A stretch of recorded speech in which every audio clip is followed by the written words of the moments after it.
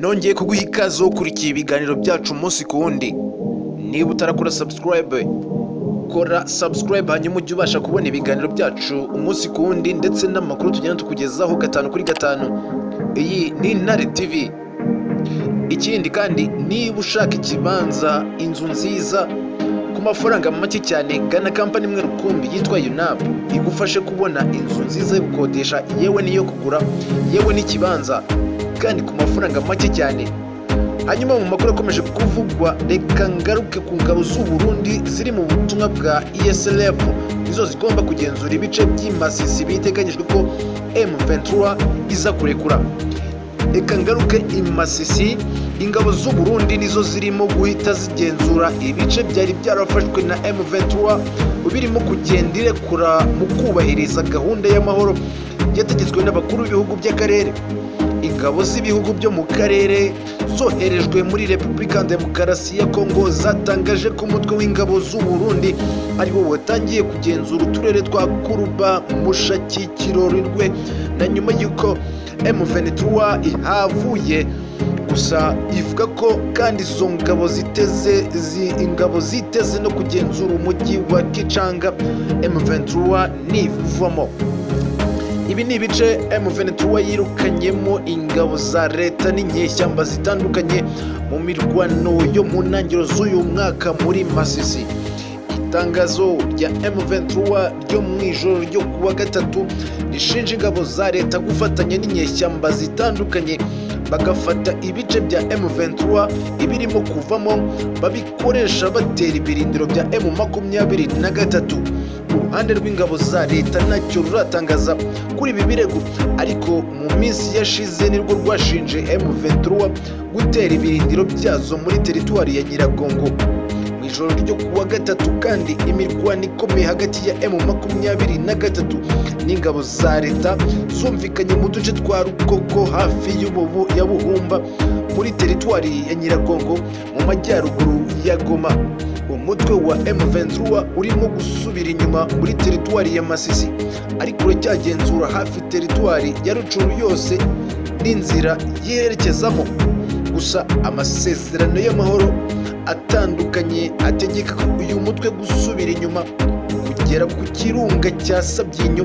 Ntibizwi neza niba uyu mutwe uzabikora. M23 ivuga ko ingabo za leta zikomeje kugwiza urwango n'ubwicanyi ku basivile n'abasirikare bamwe na bamwe, mbere yashinja uruhande rwa leta gukora jenoside ku Batutsi. M23 ariko yo ivuga ko ishaka ko aya makimbirane arangira heherekewe ku mpamvu muzi zayo mu biganiro by'amahoro byagiye bivuga mu buryo buziguye no mu buryo butaziguye na leta. Uruhande rwa leta ruhakana ibirego bya M23 ku bwicanyi no kwibasira igice cy'abaturage ba Kongo b'Abatutsi, kandi ivuga ko itazahanganira n'uyu mutwe yita ko w'iterabwoba. Leta ya Kinshasa kandi ishinja u Rwanda gufasha M23, ibirego u Rwanda ruhakana rwivuye inyuma. Ibyo leta ihakana uyu munsi, aya makimbirane yatumye abaturage barenga 600,000 bava mu byabo barahunga nk'uko bivugwa n'ishami rya ONU. Gusa mu yandi makuru nakubwira nuko Tshisekedi uyu munsi yagiranye ibiganiro byihariye na Nicolas Sarkozy ku kibazo cya M23. Perezida wa Repubulika Demokarasi ya Kongo Felix Antoine Tshisekedi yatumiye Nicolas Sarkozy wahoze ari perezida w'Ubufaransa i Kinshasa, yiteze kungukira ku mubano mwiza afitanye n'u Rwanda ku buryo yaba umuhuza mu kibazo cya M23. Sarkozy yagiriye uruzinduko muri Repubulika Demokarasi ya Kongo kuri uyu wa gatatu, aho byitezwe ko araza kuhava ku mugoroba, azahamara iminsi igera kuri 2 hari mu mujyi. Tshisekedi yamusabye kugira uruhare mu biganiro hagati ye na perezida w'u Rwanda Paul Kagame nk'uko inkuru ya African Intelligence bivuga. Sarkozy yagiriye uruzinduko muri Repubulika Demokarasi ya Kongo nyuma ya Emmanuel Macron uheruka mu ntangiriro z'uku kwezi.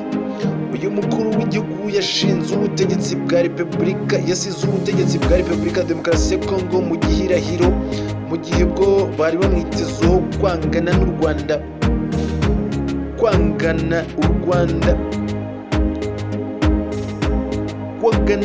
Rwanda bushinja.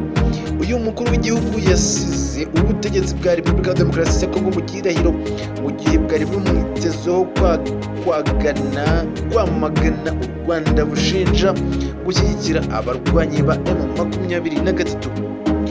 Uhereye igihe umubano wa Repubulika ya Demokarasi ya Kongo n'u Rwanda watangiriye kuba mubi, ibikorwa by'ubuhuza byabayeho ntibyigeze bitanga umusaruro nyawo, birimo ibyakozwe n'umuryango wa Afurika yunze ubumwe n'umuryango wa Afurika y'Uburasirazuba.